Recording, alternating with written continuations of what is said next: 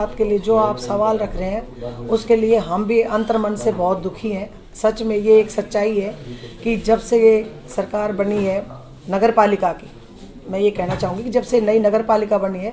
तब से कोई भी विकास कार्य को गति सही मायने में नहीं मिल पाई है। हाँ, हम लोगों के अथक प्रयास से एक वो जो फाटक से और माजरा चुंगी तक का रोड है वो एक अच्छी तरीके से बना है, ये एक उपलब्धि मान लीजिए। बाकी ये नहीं है कि प्रधान या सभी पार्षदगण या माननीय श्री रामविलास शर्मा जी कहीं से मुझे नहीं लगता कि कोई कमी है, क्योंकि जब भी हम उनसे कोई बात कहते हैं कि वो काम नहीं हो रहा तो संबंधित अधिकारी से भी वो फ़ोन करते हैं, बात करते हैं, लेकिन हम किसको क्या दोष दें। और इसमें सबसे ज़्यादा कमी में जो पिछले समय में जो हमारे अधिकारी गण रहे हैं, उन्होंने चाहे हमने कोई कोटेशन भेजी, चाहे कोई नोटिफिकेशन जारी करनी है, चाहे हमने कोई मीटिंग की उसका एजेंडा है, अब जो पार्षदगण है या प्रधान है उनको पूरा प्रोसेस एक तरीके से जो अपडेट होता है वो हो सकता है कहीं ना कहीं हम इस चीज़ में एक नहीं है, लेकिन उनका जो फ़र्ज बनता था उन्होंने कहीं ना कहीं उसमें कोताही बरती है। क्यों, जो एक ही चीज़ को बार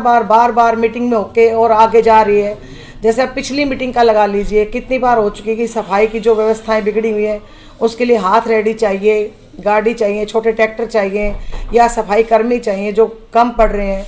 तो उन सब के लिए बार बार एक ही चीज़ को लिख के भेजा जा रहा है, वो यहाँ नहीं आ रहा है, कोई अमली जामा नहीं पहनाया जा चुका। तो उसको लेके हमें अब ये इस मीटिंग में सेक्रेटरी साहब ने बताया कि आप लोग जो फाइनेंस कमेटी के मेंबर हो अपने लेवल पे महेंद्रगढ़ डिस्ट्रिक्ट में 50 लाख तक के जो काम थे उसका अप्रूवल आप दे सकते थे। पिछली मीटिंग में 2.5 करोड़ के काम गए हैं लगभग, और उसमें 2.5 करोड़ के काम में जिस तरह का होना चाहिए था प्रोटोकॉल के हिसाब से, मिनट टू मिनट जो बनना था, रजिस्टर होना था, जो लिखना था, वो उस तरीके से नहीं जाने की वजह से डीएमसी मैडम के पास वो फाइल रुकी हुई है और उस पर वो अपने तरीके से देख रही हैं, क्योंकि या तो उनका इन्वॉल्व होना या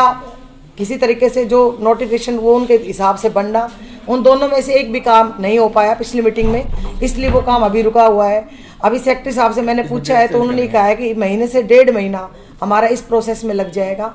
तब तक के लिए हमने ये कहा कि जिस तरह से हमारे शहर की सफाई व्यवस्था चरमराई हुई है, इतना बदहाल है कि सही मायने में एक आम नागरिक तो क्या, हम भी खुद निकलते हैं तो शर्मिंदगी फील होती है।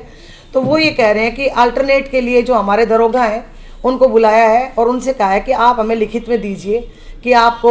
4 ट्रैक्टर 5 ट्रैक्टर हम ठेकेदार के थ्रू रेंट पे, मतलब एक अल्टरनेट निकाल के, कि जब तक महीना 1.5 महीना लगे एक सफाई व्यवस्था को रूटीन में लाने के लिए जो हम कर सकते हैं वो कर रहे हैं। इसके लिए अभी उनको कहा गया है। लाइट के लिए भी पूछा गया है, वो कह रहे हैं ना बहुत जल्दी से जल्दी करते करते भी महीना 1.5 महीना लग जाएगा तब सारा लेकिन मैं आपको फिर भी ये विश्वास दिलाना चाहूँगी कि हमारे नगर पालिका परिवार में प्रधान से लेकर हर पार्षद तक किसी की भी नियत में ये नहीं है। हर आदमी दिल से ये चाह रहा है कि शहर का विकास हो और बहुत जल्दी हो, चाहे वो 11 अट्टा बाजार की सड़क हो, चाहे वो अतिक्रमण मुक्त हो, कोई भी मुद्दा हो, और दिल से प्रयास रहेगा, पूरा पुरजोर कोशिश रहेगी कि आने वाले समय में हम शहर को कुछ दे पाएँ। मैम, पीछे आरोप लगे अधिकारियों पे कहीं ना कहीं जो विकास की बजाय या दादली करने में अधिकारियों पे जोर दिया, ये लगता है आपको? देखो, ज़्यादा कुछ ना बोलते हुए इसमें कोई शक नहीं है कि अभी भी हमारे एक बुजुर्ग आए थे, वो कह रहे हैं कि आपने जो डॉक्यूमेंट्स मांगे हैं मैं वो पूरे लेके आया हूँ,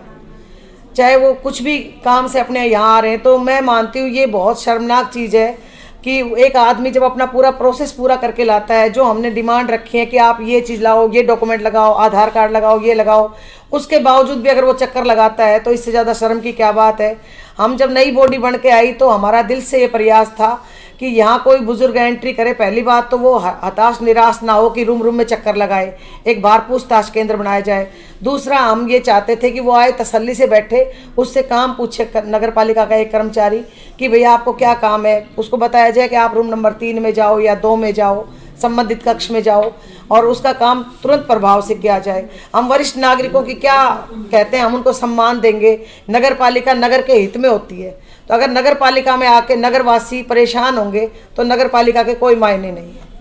मैम, आप अभी जिक्र कर रही थी कि जैसे कोई समस्या होती है अधिकारियों तक पहुंचाते हैं, पूर्व शिक्षा मंत्री भी अपनी जो बात अधिकारियों तक पहुंचाते हैं, लेकिन उस पर कार्य नहीं हो पाता। कहीं ना कहीं ये लगता है कि जो अफसरशाही है कहीं ना कहीं वो हावी है।